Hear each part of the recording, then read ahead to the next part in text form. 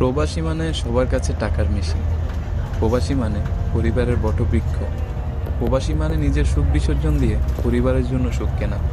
প্রবাসী মানে পরিবারের সুখের কথা চিন্তা করে 103 ডিগ্রি জ্বর নিয়ে ডিউটিতে যাওয়া। একরাশ দুঃখ কষ্ট বুকের ভেতর চেপে নিয়ে ফোনের ওই প্রান্তে বলা, মা ভালো আছি আমি। প্রবাসী মানে মাস শেষে বাড়িতে টাকা পাঠানোর পর ঠোঁটের এক কোণে চিলটে মিষ্টি হাসি। প্রবাসী মানে পরিবারের এবং দেশের কথা চিন্তা করে জীবনের অর্ধেকটা সময় দূর প্রবাসে কাটিয়ে দেওয়া। প্রবাসী মানে যে নিজের চাইতেও বেশি পরিবারের কথা চিন্তা করে।